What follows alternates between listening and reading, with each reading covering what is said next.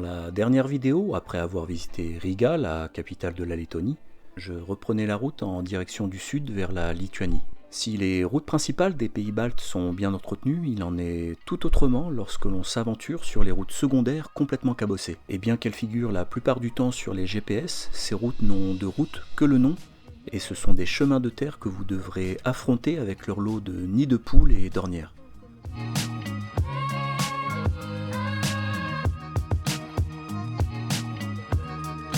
Je retrouverai enfin l'asphalte, mais je ne savais pas que je n'étais pas au bout de mes surprises.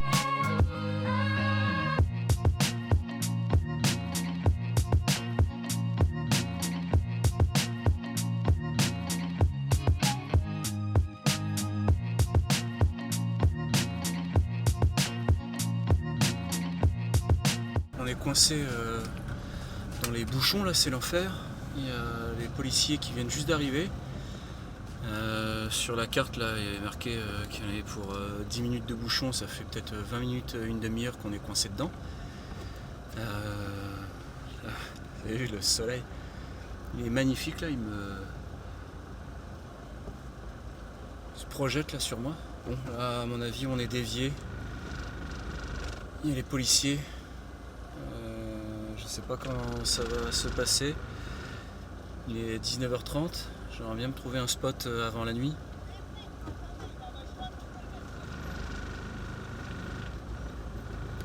Juste le policier. Ça va être le bordel.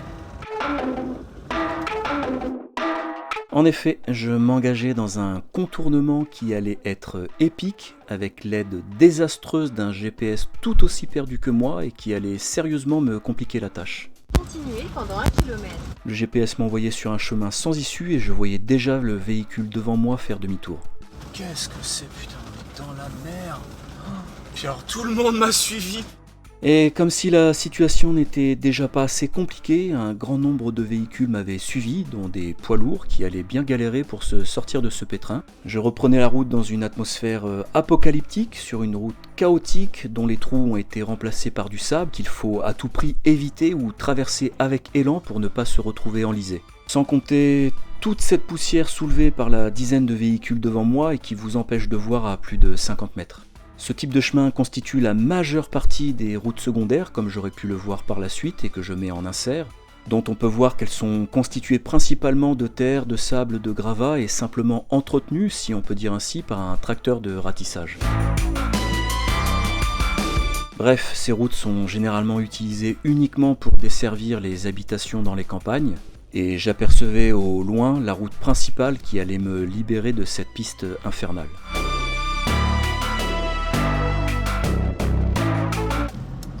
Continuez sur A10 pendant 13 km. Waouh, l'enfer. Après être resté coincé dans les bouchons puis dans ce safari improvisé, il me fallait maintenant trouver un spot avant la tombée de la nuit.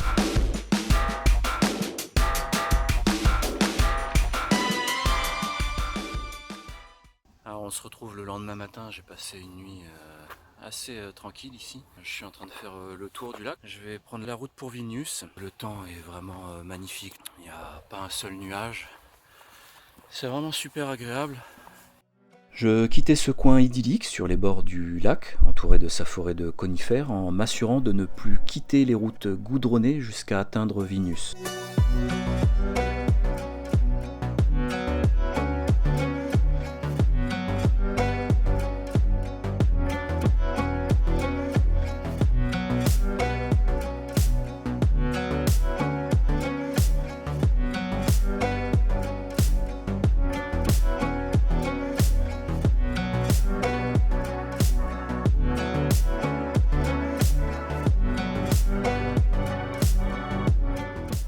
Je suis arrivé hier soir à Vilnius. Je me suis garé sur un petit parking vraiment à proximité du centre. On va aller voir 3 croix qui donnent un joli point de vue vraisemblablement sur Vilnius.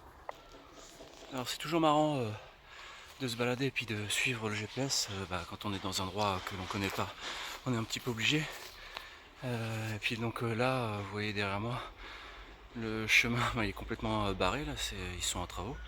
Alors c'était un vieux quartier de Vilnius Donc je vais prendre un chemin sur la gauche, là je sais pas où ça va nous mener. Putain, ça ressemble à des vieux quartiers où il devait peut-être pas faire très bon traîner le soir. Enfin bon bref, je vais sur Trois Croix, donc on va essayer de voir ça, c'est super sympa parce que ça longe une rivière.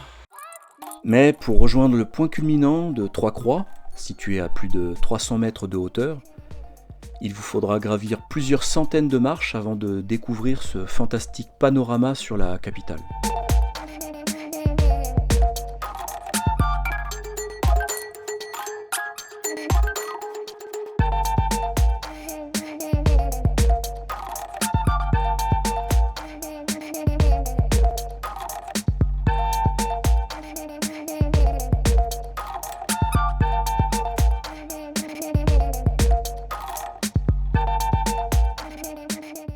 Pour pénétrer la vieille ville, inscrite en 1994 au patrimoine mondial de l'UNESCO, rien de mieux que d'entrer par la porte de l'Aurore, vestige de ce qui constituait autrefois les remparts de la cité médiévale, et qui se situe au pied de l'église Sainte-Thérèse, l'une des 65 églises que compte la capitale de la Lituanie.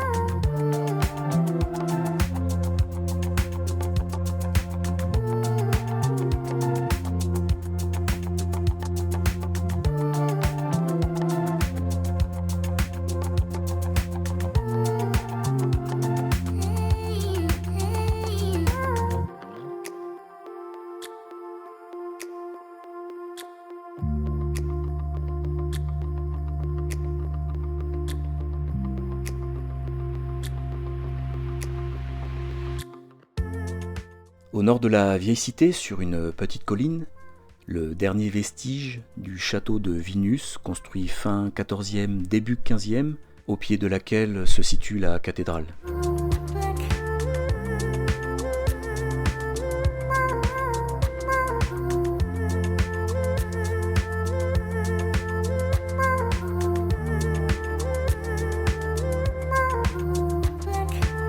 La colline dispose d'un panorama sur la ville et sur la rive droite de la rivière Vilia, qui offre un mélange étonnant entre séculaire et contemporain, et ce quartier ancien, surprenant, au pied des tours modernes.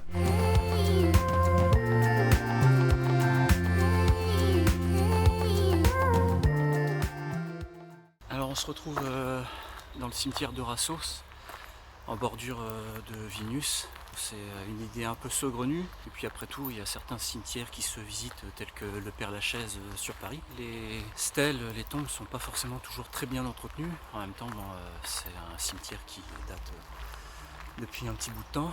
Une idée originale quand on a fait le tour de Vilnius, des tombes assez étranges. En parcourant la ville, il est difficile de ne pas remarquer le balai des montgolfières que l'on voit en hauteur ou en centre-ville. Alors je décidai de me rendre à l'ouest de la ville, dans un immense parc boisé, au pied de la tour antenne de Vilnius, haute de 326 mètres et qui accueille une plateforme d'observation à 360 degrés, ainsi qu'un restaurant. Et commencer ainsi la chorégraphie des préparatifs à l'envol de ces ballons multicolores.